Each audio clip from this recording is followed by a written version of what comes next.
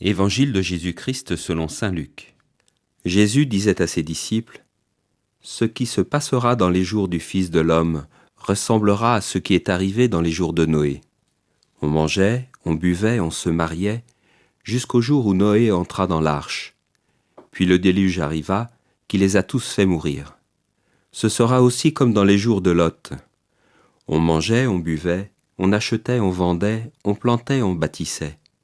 Mais le jour où Lot sortit de Sodome, Dieu fit tomber du ciel une pluie de feu et de soufre qui les a tous fait mourir.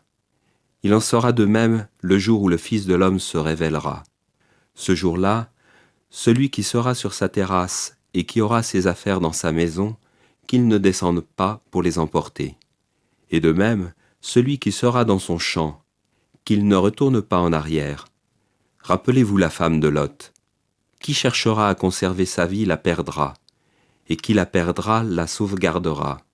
Je vous le dis, cette nuit-là, 2 personnes seront dans le même lit, l'une sera prise, l'autre laissée.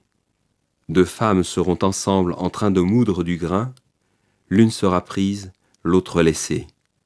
Les disciples lui demandèrent : « Où donc, Seigneur ? » Il leur répondit : « Là où il y a un corps, là aussi se rassembleront les vautours. » Frères et sœurs, je ne vous cache pas qu'en lisant cet évangile, j'ai quand même l'impression qu'il me manque des clés de compréhension. Mais quand je regarde sur Internet, j'ai l'impression que personne n'a vraiment les clés. Ni les pères de l'Église qui font une lecture qui aujourd'hui nous semble un petit peu étrange de cet évangile, ni les commentateurs modernes. Ce que je ressens en lisant cet évangile, c'est peut-être 2 choses. Premièrement, que la fin peut être à tout moment. Et c'est ce que nous expérimentons les uns les autres, quand tel ou tel nous quitte. Et même quand nous sommes dans l'expectative d'un départ imminent, eh bien le départ d'un proche est toujours pour nous étrange. On peut avoir l'impression d'une loterie, et que la mort peut frapper à tout moment chacun de nous, sans aucune forme d'annonce.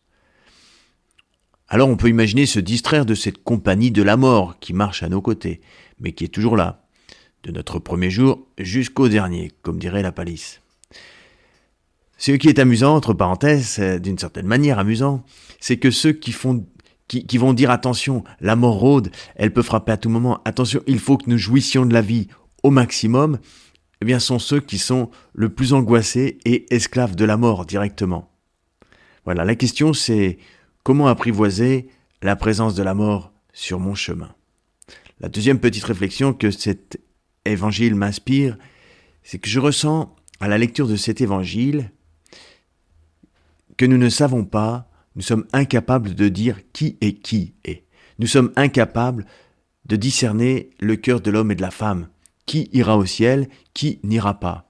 Et peut-être même pour nous-mêmes. Alors je dirais, soyons libres de cette question. Et pour conclure, il me souvient avoir vu une montre avec écrit sur le fond du cadran « Il est l'heure d'aimer ». N'est-ce pas, frères et sœurs, évidemment, l'attitude la plus adaptée à notre condition de vie humaine ? Sans essayer de regarder en arrière, comme la femme de Lot, sans essayer de se cramponner à la vie, sans aucune chance de réussir, mais en étant plutôt tout à fait disponible à la rencontre avec le Seigneur à tout instant. Saint Louis de Gonzague, à qui on demandait « Que ferais-tu si tu devais mourir dans 1 heure ?» Il répondait « Je continuerai de jouer ». Eh bien, frères et sœurs, essayons d'avoir nous aussi la même disponibilité à chaque instant. Amen. L'évangile du jour était commenté par le père Augustin Drillon, curé de la paroisse de Saint-Martin-du-Sillon.